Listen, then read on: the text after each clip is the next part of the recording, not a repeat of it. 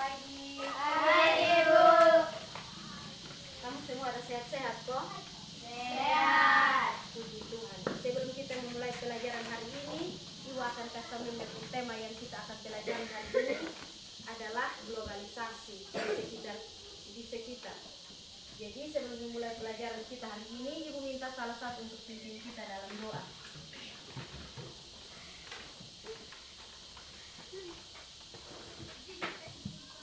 Kita berdoa.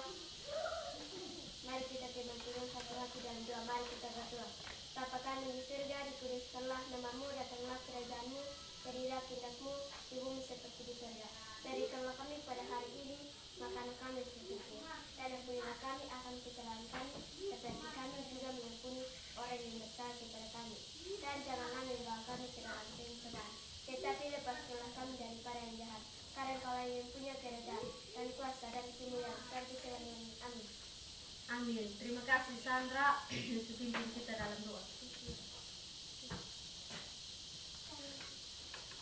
Ya, sebelum memulai pelajaran kita hari ini, kita sama-sama menyanyi lagu Tanah Airku. Semua tahu toh? Tahu. 1, 2, 3. Tanah airku tidak lupakan, kan terkenal selama hidupku.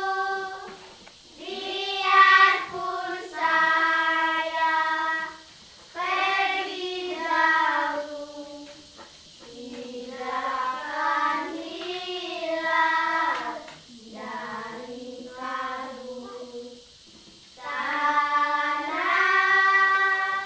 yang ku cintai,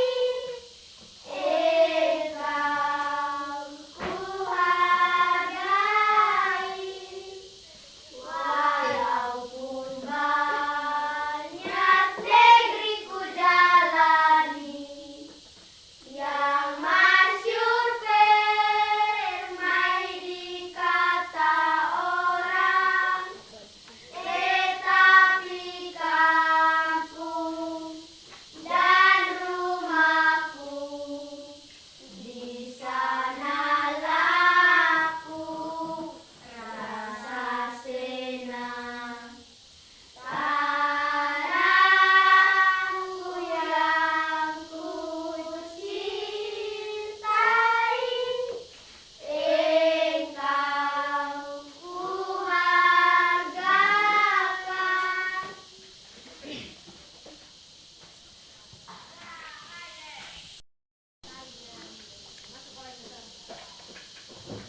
Tadi Ibu sudah tahu ya kita itu tentang apa? Globalisasi. Globalisasi ini apa yang kamu ketahui tentang globalisasi? Pernah dengar toh? Nah, apa yang kamu ketahui tentang globalisasi? Contoh yang ada di sekitar sini ini apa? Tas, Tas, kemudian apa lagi? buku, Kemudian sepatu. iya. Itu benda-benda globalisasi yang ada di sekitar kita. Kenapa itu dong? Karena tas itu ada yang terbuat dari negara lain. Kemudian sepatu juga. Sepatu juga ada yang terbuat dari negara lain. Kalau tulisan di sepatu bilang Made in China, berarti itu buatan Cina. Tapi kalau bilang Made in Indonesia itu kita punya. Atau kadang ada, kamu pernah ketemu kan tulisan yang begitu di baju atau di sepatu dong. Ya itu diimpor dari negara lain. Yang kita tinggal, kalau kita suka ya kita beli. Kemudian kalau ke kita Indonesia kita punya itu motif. Kalau motif itu yang kita motif mau berbagai macam motif. Ada suku, kalau setiap suku itu dia punya motif sendiri. Kalau kita biasa orang bilang motif timur itu ada buna putus dengan lotif. Kalau motif negara lain atau suku lain kita tidak tahu. Jadi kita akan belajar tentang itu hari ini. Dan Kemudian globalisasi yang tadi bilang, dia maksud itu kenapa ada, kita sampai bahas sampai di sepatu, tas, itu dong karena globalisasi itu dia menggambarkan tentang meningkatnya saling ketergantungan ekonomi. Kita Indonesia dengan negara lain itu saling bergantungan dengan ekonomi. Kita Indonesia belum tentu kita punya pabrik HP yang banyak, yang mereknya banyak, tapi hanya dari negara lain. Begitu juga dengan mobil. Kita negara Indonesia kalau bilang kita mau punya mobil yang mewah, otomatis kita ekspor dari negara lain. Yang sekarang orang bilang mobil sport dong, itu bukan kita Indonesia yang buat, tapi itu negara luar negeri yang buat, orang dari luar negeri yang buat, karena dong ada dia punya alat. Kemudian bukan hanya ekonomi saja, tapi ada juga dengan kalau perdagangan, ada juga yang teknologi itu yang tadi ada HP, laptop dong, mobil juga itu termasuk alat teknologi. Kalau barang dengan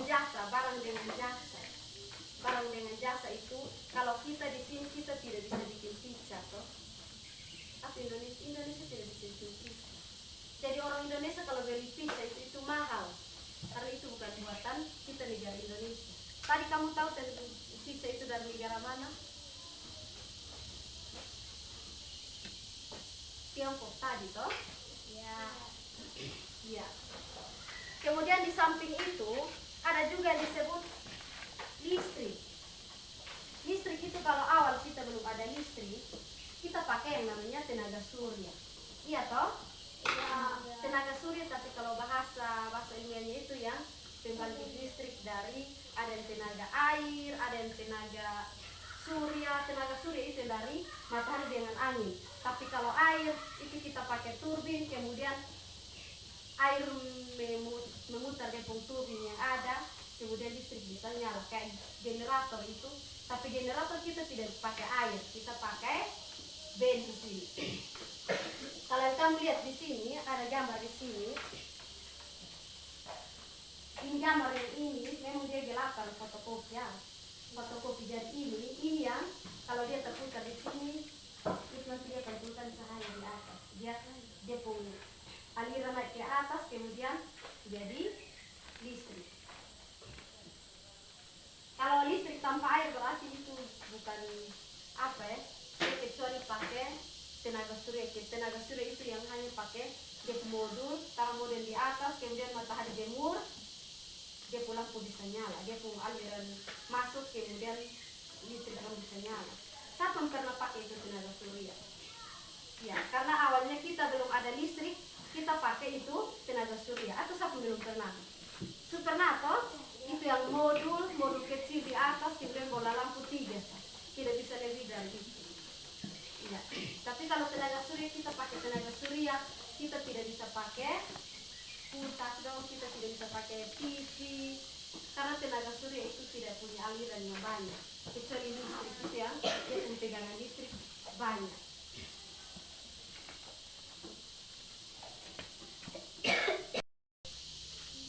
Untuk PRTA tadi kita akan tadi pulang ke langkah bagaimana orang bikin itu yang namanya PRTA itu apa tadi?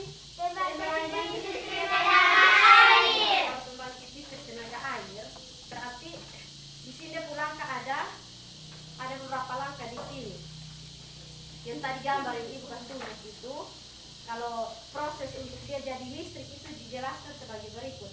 Pertama, air dari tempat tampungan ke orang bikin bendungan, kemudian itu nanti itu air yang ditampung itu nanti ya seperti bendungan atau waduk, kemudian disalurkan melalui pintu. Nanti kalau ada bendungan dong bikin pintu untuk nanti itu air keluar dari sana lewat pembuangan. Itu pintu, kemudian itu pintu disebut kalau bahasa ilmiah itu intake, tulisannya intake. Jadi rakam bahasa intake, orang tak tahu. Kemudian dikatup dengan pengaman. Yang kedua itu air masuk ke saluran utama atau heat drain. Heat drain itu kalau heat track tunnel. Jika tekanan air tiba-tiba meloncat karena kartu pengaman ditutup. Nah, aliran air akan diatur dengan tangki bizakan atau tangki lonjakan atau sumber tangki. Biasa orang pakai tangki kalau bendungan sudah penuh, otomatis nanti keluar lewat bendung, lewat pembuangan. Tapi kalau tidak kasih keluar lewat pembuangan, orang ambil itu air untuk pakai minum. Itu isi di tangki. Yang ketiga itu air dialirkan dan diarahkan dengan pipa atau pesat. Ada tadi yang gambarnya di sini, ini pipa ini. Tadi sini air salurkan dari pipa. Kalau orang bikin bendungan itu bukan asal bikin, tapi untuk membangkitkan listrik. Kemudian kalau depo air sudah dialirkan, akan diperoleh tekanan hidrositas yang besar. Energi polusi akan menggerakkan turbin. Turbin berfungsi untuk mengubah potensial air menjadi energi gerak. Turbin itu yang tadi, dia kalau air sukena, air mengalir datang, itu turbin akan bergerak kayak generator yang kita kasih di situ. Dia akan bergerak terputar begitu sehingga nanti kalau sudah menjadi gerak berarti akan menjadi energi listrik.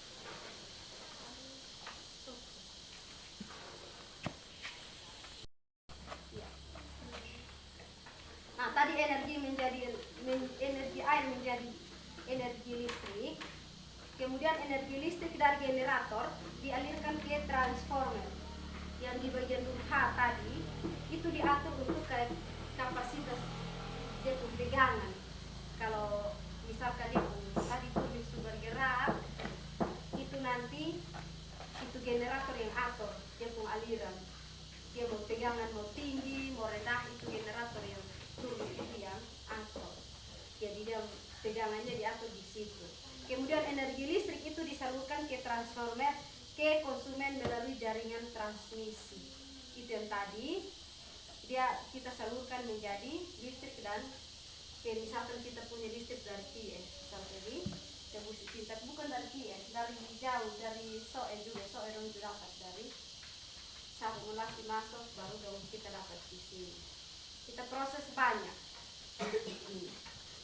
Ya, sampai di sini ada yang paham atau ada yang kurang mau bertanya silakan. Mau tanya apa tentang listrik? Tidak. Ya, kemudian ada pemanfaatan air juga.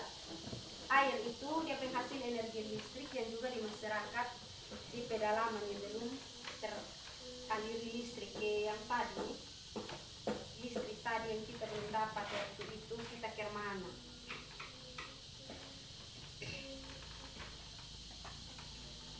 Nah, di sini ada tugas yang harus kita kerjakan. Kemudian harus menjelaskan sedikit ya. Di sini itu kita bagi kelompok. Di sini ada berapa orang? 6 orang kok.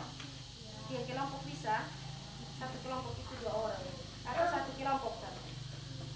Satu kelompok atau 2.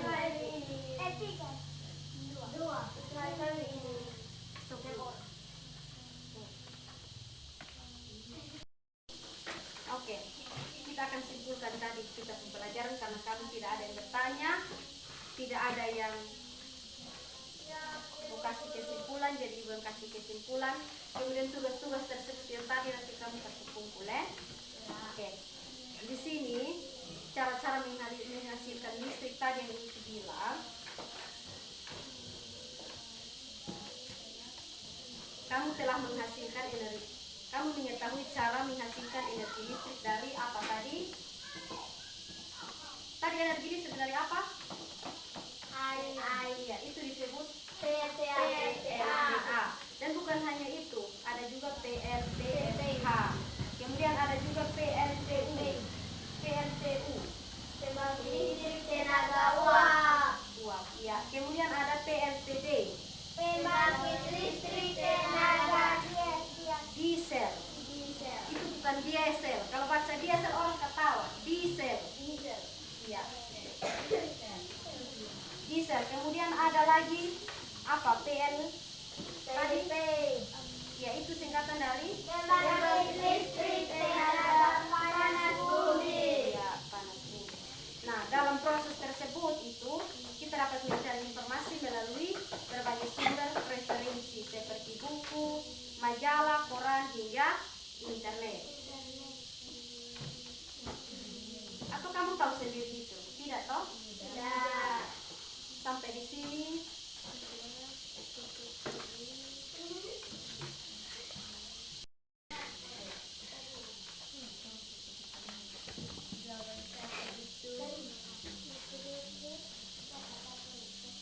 Seperti barang dan jasa, seperti baju, sepatu, tas.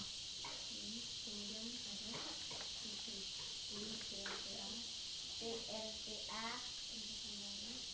singkatan dari pembangkit listrik tenaga air. Ya, masih ada. Ya.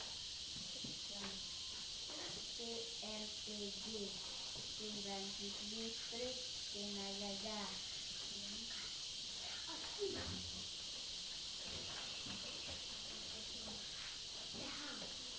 PLTU, pembangkit listrik tenaga uap.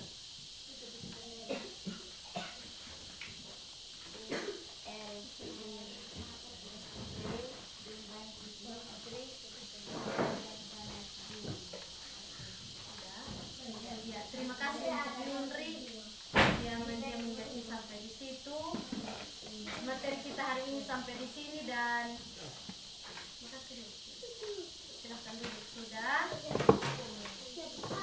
Dan sebelum kita menutup kegiatan pelajar kita hari ini, kita menyanyi lagu apa tadi?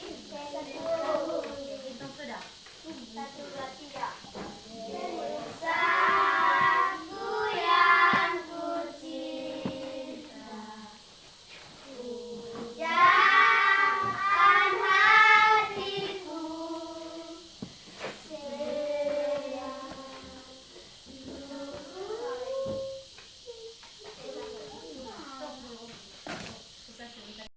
Tiga.